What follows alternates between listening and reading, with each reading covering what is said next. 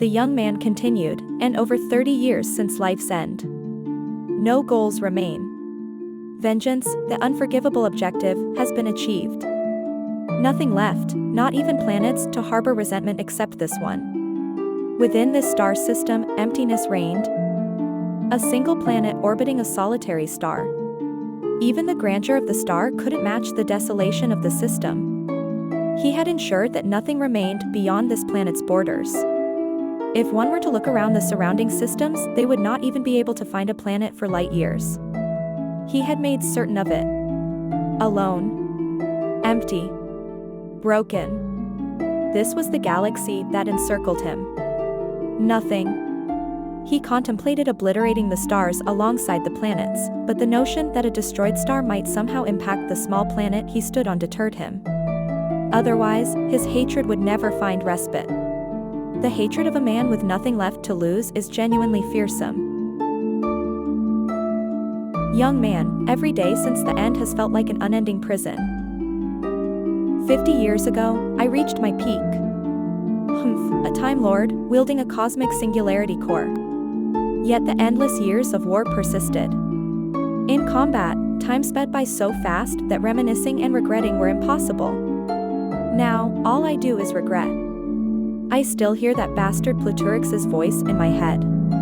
The asshole said I would never find satisfaction. Sigh. The fucker was right.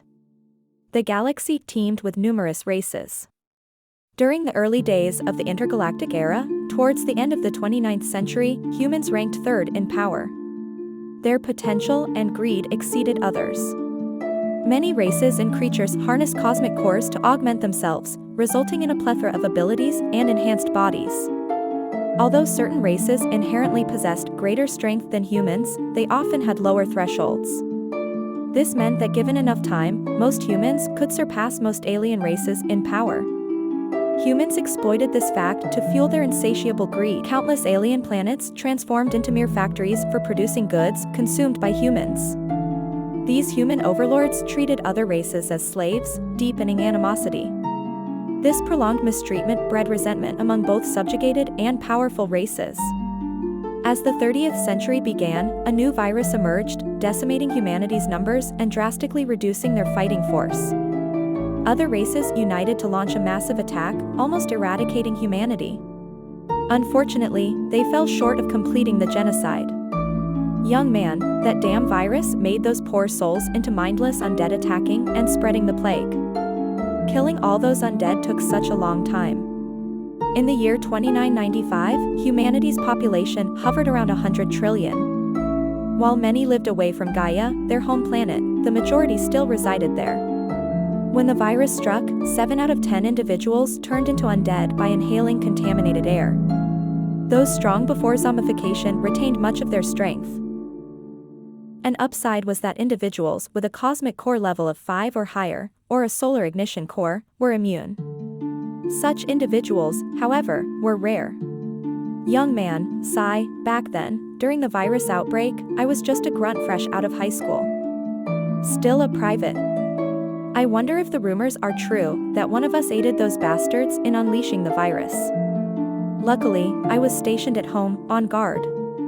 But then again, maybe if I hadn't been home, they might have survived. I was so weak. His hand returned to his chest, heartbeats grounding him. He glanced at his clenched fist, awaiting action. The fist tightened progressively as he pondered. The very space around him seemed to sway with his turbulent emotions. So close. Just one push and it would all end. His torment would cease. The tightened frown on his face eventually dissolved, his fist opening, falling to his side. The scene surrounding him was once an empty, crumbling city, now it resembled ancient ruins. Young man, I've accidentally accelerated time too far this time. With the power to manipulate time, he could accelerate, decelerate, pause, and rewind, though not without consequences. Shattered emotionally, he propelled himself towards an end. He'd unknowingly propelled time forward by thousands of years. He couldn't destroy the planet, his duty to protect it restrained him. Young man, before becoming the Time Lord, I rewound time countless times to teach my body how to defeat an enemy. Now, I am my own adversary, how do I defeat myself? When confronted with an enemy on the precipice of death, the young man would rewind time to a point before the battle's commencement. Time and time again, he engaged the same adversary, grappling with them tens of thousands of times. This process honed his body and instincts, paving the way for triumph. His exceptional physiological makeup allowed him to endure shifts in time and adapt, although his mind struggled to synchronize with the rewinding process. Consequently, he leaned on his body's malleability and capacity to learn, favoring these traits over intricate strategies to secure victory. This approach served a dual purpose, acting as training that pushed his body to the brink of exhaustion and imminent destruction before restoring it to optimal health. This procedure tapped into his body's latent potential. Each regression resulted in the loss of memories, yet every iteration enhanced his strength and instincts. Gazing upwards, he noticed clouds coalescing. His thoughts mirrored the clouds' formation. Young man, or what if I go back? This notion had arisen countless times. Initially dismissed as infeasible due to his perceived weakness, returning to the past without retaining his memories wouldn't aid in saving his family. Unbeknownst to him, he had undertaken this journey repeatedly, witnessing their deaths over and over. His subconscious eventually intervened, compelling him to cease regressing and instead pursue strength. Now he was at the peak. Now ending his own life might demand more energy than obliterating a star. It was only due to his powerful instinct to protect this world that he did not accidentally destroy it when he was upset earlier. A glimmer of hope surfaced on his youthful countenance. Young man, let's go back.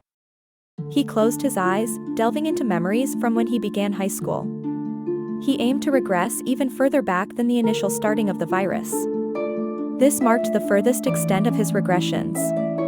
While most would opt for the onset of the virus, his instincts urged him to delve even deeper into the past. Young man, I decree that I will save them all.